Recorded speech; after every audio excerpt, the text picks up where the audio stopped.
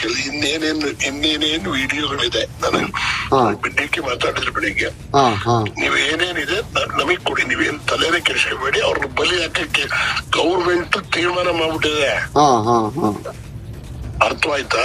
ಸರಿ ಸರಿ ಸರಿ ಅಣ್ಣ. ಏನು ಈಗ ನೀನೇನ್ ಪೆನ್ ಡ್ರೈವ್ ಅನ್ನು ನಾಕ್ ಮಾಡಿ ಹಾಸ್ಪಿಟಲ್ ಹಂಚಿಲ್ಲ, ಹಂಚಿದ್ರೆ ತಪ್ಪೇನಿದೆ ಹೇಳಿ? ಹೊಡಿದ್ರು ನಾವು ಅಲ್ಲ ರಾಂಗ್ ರೈಟ್ ಅನ್ನಕ್ಕಿಂತ ಏನು ಅದೇನು ನೀವು ಲಾಯರ್ ಅಲ್ವ? ಅದೇನಂತ ಏನು ಆಗಲ್ಲ ಅಣ್ಣ. ಇದು ಪನಿಷ್ಮೆಂಟ್ ಕಾನೂನು ಪ್ರಕಾರ ಪನಿಷ್ಮೆಂಟ್ ಅಲ್ಲ ಅಣ್ಣ. ಹೆಣ್ಮಕ್ಳು ಮಾನ ಮರ್ಯಾದೆ ಅಣ್ಣ. ಅವ್ರ ಶೀಲದ ಬಗ್ಗೆ ನಾವ್ ಯೋಚನೆ ಮಾಡ್ಬೇಕಲ್ಲ. ಈಗ ಅದ್ರ ಬಗ್ಗೆ ನೀವ್ ಯಾಕೆ ಯೋಚನೆ ಮಾಡ್ತೀರಿ? ಅಮಿತ್ ಶಾ ಚೆನ್ನಾಗಿ ಹೇಳೋಣಲ್ಲ, ಹೆಣ್ಣು ಮಕ್ಕಳಿಗೆ ಸುರಕ್ಷಿತ ತಾಣವಲ್ಲ ಕರ್ನಾಟಕ. ಶಿವರಾಮೇಗೌಡ ದೇವರಾಜೇಗೌಡ ನಡುವೆ ನಡೆದಿರ್ತಕ್ಕಂಥ ಸಂಭಾಷಣೆ ಎನ್ನಲಾಗಿದೆ. ಈ ಸಂಭಾಷಣೆಯ ಆಡಿಯೋ ನಿಮ್ಮ ರಿಪಬ್ಲಿಕ್ ಕನ್ನಡದಲ್ಲಿ ಡಿಸಿಎಂ ಡಿಕೆಶಿ ಅವರು ಇದ್ದಾರೆ, ಇದರಲ್ಲಿ ಮಾತನಾಡ್ತಾ ಇದ್ದಾರೆ ಎನ್ನಲಾದಂತಹ ಒಂದು ಆಡಿಯೋ. ಪೆನ್ ಡ್ರೈವ್ ಬಗ್ಗೆ ಮೂವರು ನಾಯಕರು ಸಂಭಾಷಣೆ ನಡೆಸ್ತಾ ಇದ್ದಾರೆ.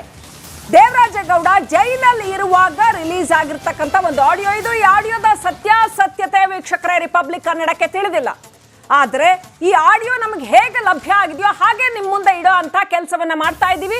ನಮ್ಮ ವೃತ್ತಿ ಧರ್ಮವನ್ನ ನಾವು ಕಾಪಾಡ್ತಾ ಇದ್ದೀವಿ. ಅವರಿಬ್ಬರ ನಡುವೆ ದೇವರಾಜೇಗೌಡ ಶಿವರಾಮೇಗೌಡ ಅವರ ನಡುವೆ ನಡೆದಿದೆ ಅಂತ ಹೇಳಲಾದಂತ ಒಂದು ಆಡಿಯೋ ಇದು, ಸಂಭಾಷಣೆ.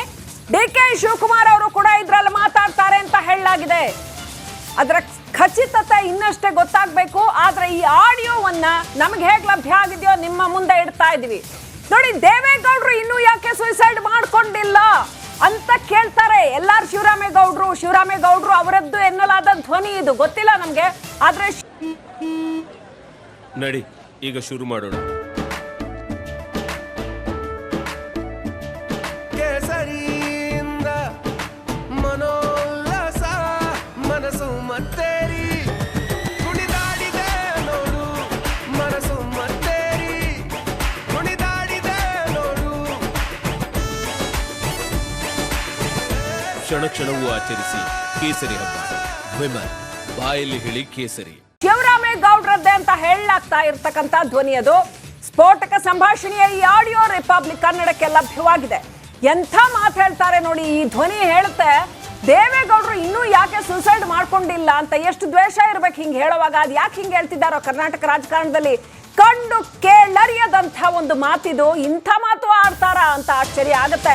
ಎನಿವೇ, ಸ್ಫೋಟಕ ಸಂಭಾಷಣೆಯ ಆಡಿಯೋ ರಿಪಬ್ಲಿಕ್ ಕನ್ನಡಕ್ಕೆ ಲಭ್ಯ.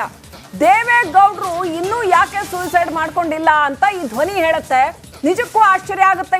ಇಷ್ಟು ಆಳವಾದ ಒಂದು ಹುನ್ನಾರಗಳು ಇದೆಯಾ ಅಂತ.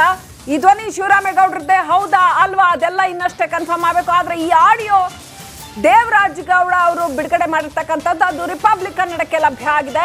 ಅದನ್ನ ಕರ್ನಾಟಕದ ಜನತೆಯ ಮುಂದೆ ಇಡ್ತಾ ಇದ್ದೀವಿ. ಎಲ್ಲಾರ್ ಶಿವರಾಮೇಗೌಡರದ್ದು ಎನ್ನಲಾದಂಥ ಧ್ವನಿ. ಹಲೋ ಸರ್, ಕೊಡ್ತೀನಿ ನೋಡಿ. ಕೊಡಿ. ಗೌಡ್ರೆ ಅಣ್ಣ ನಮಸ್ಕಾರ ಅಣ್ಣ. ನೀನ್ ಎಲ್ಲಿ ಈಗ ಮನೆ ಇರೋದು? ಎಲ್ಲಿ ನಿಂದು? ಅಣ್ಣ ಮನೆ ಏನಂದು ಹೆಬ್ಬಳದ ಮನೆ ಇದೆ ಅಣ್ಣ. ನೀನ್ ಈಗ ವಾಸ ಎಲ್ಲಿದ್ಯಪ್ಪ? ಈಗ ನಾನು ವಾಸದ ಕ್ರಿಸ್ಟಲ್ ಟ್ರಾನ್ಸ್ಪಿಟಿ ಅಣ್ಣ. ಇಲ್ಲಿ ಬೊಮ್ಮೆನಹಳ್ಳಿ ಅಂತ ಹೇಳಿ ಈಗ ಹೊಸಕೋಟೆ ಹತ್ರ ಬರ್ತದೆ ಅಣ್ಣ. ಹಾ ಹೌದಣ್ಣ. ಇಲ್ಲಿ ನೀನ್ ಸದಾಶಿವ ನಗರಕ್ಕೆ ಬರಕ್ಕೆ ಎಷ್ಟೊತ್ತಾಗತ್ತೆ ಅಣ್ಣ? ಇಲ್ಲಿಂದ ಹೆಂಗೆ ಮಾಡಿ ಕೂಡ ಒಂದು ಮುಕ್ಕಾಲು 2 ಗಂಟೆ ಆಗುತ್ತೆ. 1.5 ಗಂಟೆ ಅಂತೂ ಆಗೇ ಆಯ್ತದೆ ಅಣ್ಣ. 1.5 ಗಂಟೆ ಆಯ್ತು. ನೀನ್ ಅಷ್ಟು ದೂರ ಹೋಗಿ ಉಳ್ಕೋತಾರ ಬೆಂಗಳೂರು ಇಲ್ಲಾರಲ್ಲ? ಏನ್ ಮಾಡ್ತೀವಿ ಅಣ್ಣ, ಸ್ವಲ್ಪ ಸಿಟಿ ಬೇಡ, ಊಟ ಕಟ್ಸ್ಬೋಣ ಅಂತ ಇಲ್ಲಿ ಅಪಾರ್ಟ್ಮೆಂಟ್ ತಗೋಬೇಕು. ಇಲ್ಲಿ ಡಿಕೆ ಸಾಹೇಬ್ರಿಗೆ ಕೊಡ್ತೀನಿ. ಕೊಡಿ ಅಣ್ಣ. ಏನ್ ನಡೆದಿದೆ ಎಲ್ಲ ಕರೆಕ್ಟ್, ಉಳಿಕೆದೆಲ್ಲ ಬಿಡು, ನಾವಿರ್ತೀವಿ. ಕರೆಕ್ಟ್ ಆಗಿ ಸ್ಪಷ್ಟವಾಗಿ ಹೇಳಿ. ನಾಳೆ ಏನಾಗುತ್ತೆ ಅನ್ನೋದ್ನು ಆಯ್ತಾ ಇದೆ, ನಿನ್ಗೇನೇನ್ ಡೆವಲಪ್ಮೆಂಟ್ ಸಿಕ್ಕಿದೆ ಅದೆಲ್ಲ ಹೇಳು. ಕೊಡಿ ಅಣ್ಣ. ನಮಸ್ಕಾರ ದೇವರಾಜ್ ಅಣ್ಣ. ನಮಸ್ಕಾರ ಅಣ್ಣ. ಚೆನ್ನಾಗಿದ್ದೀರಾ ಅಣ್ಣ? ನೆನಪಾಯ್ತು ಅಣ್ಣ ನಮ್ದು. ಹೇಳಿ ಅಣ್ಣ. ಹೇಳಿ ಅಣ್ಣ. ಏನೇನಾಯ್ತು? ಏನಿದೆ ಪರಿಸ್ಥಿತಿ ಅಣ್ಣ? ಇವಾಗಿನ ಪರಿಸ್ಥಿತಿಯಲ್ಲಿ ಸ್ವಲ್ಪ ಅವ್ರು ಏನ್ ಮಾಡಿದಾರೆ ಅಣ್ಣ, ಹೈಕೋರ್ಟ್ ಅಲ್ಲಿ ನಾಳೆ ಸ್ಟೇ ಆಗೋ ಚಾನ್ಸಸ್ ತುಂಬಾ ಇದೆ ಅಣ್ಣ. ಯಾಕಂದ್ರೆ ಕಂಪ್ಲೇಂಟರ್ಸ್ ಸರಿಯಾಗಿ ಕಂಪ್ಲೇಂಟ್ ಕೊಟ್ಟಿಲ್ಲ ಅಣ್ಣ. ಅಲ್ಲಿ ಅವ್ರ ಕಂಪ್ಲೇಂಟ್ ಯಾವ ತರ ಕೊಡ್ಬೇಕಾದ್ರೆ ಆ ತರ ಕೊಟ್ಟಿಲ್ಲ ಅವರು. ಹಾಗಾಗಿ ಆ ಗ್ರೌಂಡ್ ಅಲ್ಲಿ ಆಮೇಲೆ ಎರಡನೇದಾಗ ಅಣ್ಣ, ಆ ಸೆಕ್ಷನ್ ಅಣ್ಣ ಅಬೌವ್ 6 months ಡಿಲೇ ಆಯ್ತು ಅಂತಂದ್ರೆ ರೀಸನ್ ಕೊಡ್ಬೇಕಲ್ಲ. ಅದು ಬಹಳ ವ್ಯಾಲ್ಯೂಬಲ್ ರೀಸನ್ ಕೊಡ್ಬೇಕಲ್ಲಿ. ಇವರು ಈಕೆನ ಹೇಳಿದ್ರೆ 9 years ವ್ಯತ್ಯಾಸ ಹೇಳಿದ್ದಾರೆ ಡೇಟ್. ಬಟ್ ಇದೊಂದು ಅವ್ರಿಗೆ ಗ್ರೌಂಡ್ ಬಚಾವಕ್ಕೆ ಒಂದು ಅವಕಾಶ ಅಣ್ಣ. ಇನ್ನೊಂದು SIT ಅವರಣ್ಣ ಅವ್ರು ಏನು ಡೈರೆಕ್ಟ್ ಆಗಿ ಅವ್ರನ್ನ ಕರ್ಕೊಂಡೋಗಿ ಕೋರ್ಟಲ್ಲಿ ಸಾಹೇಬ್ರ ಮುಂದೆ ಪ್ರೊಡ್ಯೂಸ್ ಮಾಡಿ ಅಲ್ಲಿ ಏನಾರ ರೇಪ್ ಅನ್ನ ಕಂಟೆಂಟ್ಸ್ ಏನಾರ ಕೊಟ್ಟು ಅಂದ್ರಣ ಇದು ಸೀರಿಯಸ್ ಅಫೆನ್ಸ್ ಆಗ್ತದಣ್ಣ ಅದು.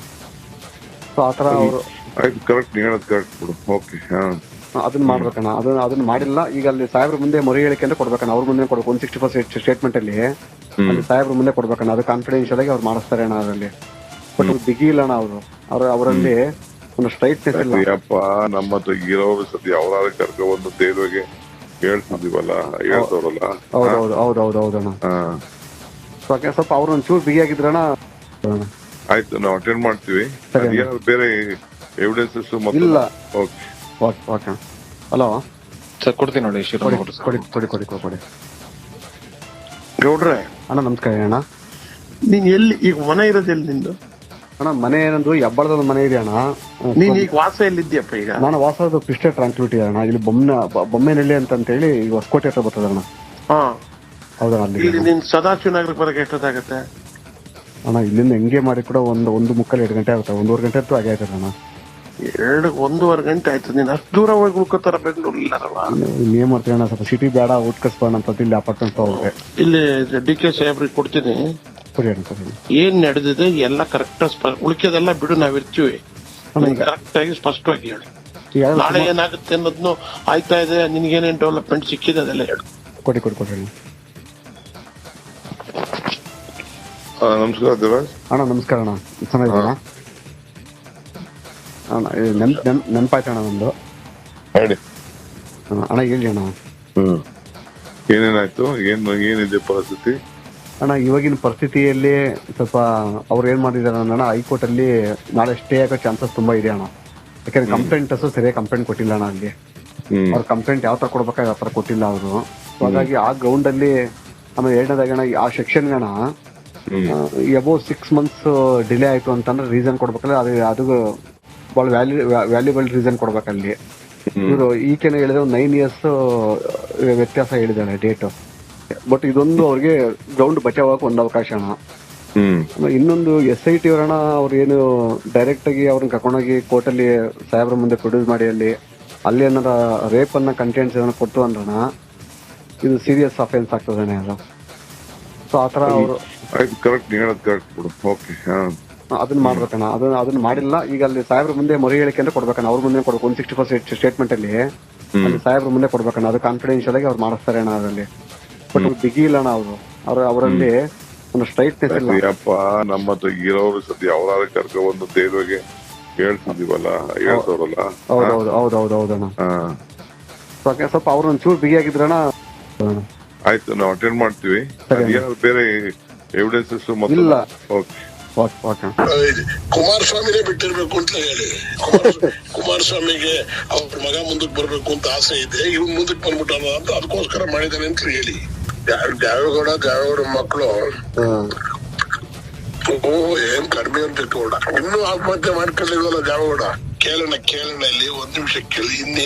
ಇನ್ನೇನೇನು ವಿಡಿಯೋಗಳಿದೆ. ನಾನು ಬೆಳಿಗ್ಗೆ ಮಾತಾಡಿದ್ರೆ ಬೆಳಿಗ್ಗೆ ನೀವ್ ಏನೇನಿದೆ ನಮಗ್ ಕೊಡಿ. ನೀವೇನ್ ತಲೆನೇ ಕೆಡಿಸ್ಕೊಬೇಡಿ. ಅವ್ರನ್ನ ಬಲಿ ಹಾಕಕ್ಕೆ ಗೌರ್ಮೆಂಟ್ ತೀರ್ಮಾನ ಮಾಡ್ಬಿಟ್ಟಿದೆ.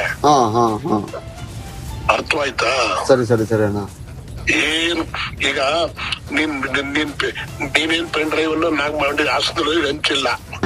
ಹಂಚಿದ್ರೆ ತಪ್ಪೇನಿದೆ ಹೇಳಿ? ಹೊಡಿದ್ರು ನಾವು ಅಲ್ಲ ಏನು ಅದೇನು ನೀವು ಲಾಯರ್ ಅಲ್ವ? ಅದೇನಂತ ಏನು ಆಗಲ್ಲ ಅಣ್ಣ. ಇದು ಪನಿಷ್ಮೆಂಟ್ ಕಾನೂನು ಪ್ರಕಾರ ಪನಿಷ್ಮೆಂಟ್ ಅಲ್ಲ ಅಣ್ಣ. ಹೆಣ್ಮಕ್ಳು ಮಾನ ಮರ್ಯಾದೆ ಅಣ್ಣ. ಅವ್ರ ಶೀಲದ ಬಗ್ಗೆ ನಾವ್ ಯೋಚನೆ ಮಾಡ್ಬೇಕಲ್ಲ. ಈಗ ಅದ್ರ ಬಗ್ಗೆ ನೀವ್ ಯಾಕೆ ಯೋಚನೆ ಮಾಡ್ತೀರಿ? ಅಮಿತ್ ಶಾ ಚೆನ್ನಾಗಿ ಹೇಳೋಣಲ್ಲ. ಹೆಣ್ಮಕ್ಳಿಗೆ ಸುರಕ್ಷಿತ ತಾಣವಲ್ಲ ಕರ್ನಾಟಕ. ಕುಮಾರಸ್ವಾಮಿನೇ ಬಿಟ್ಟಿರ್ಬೇಕು.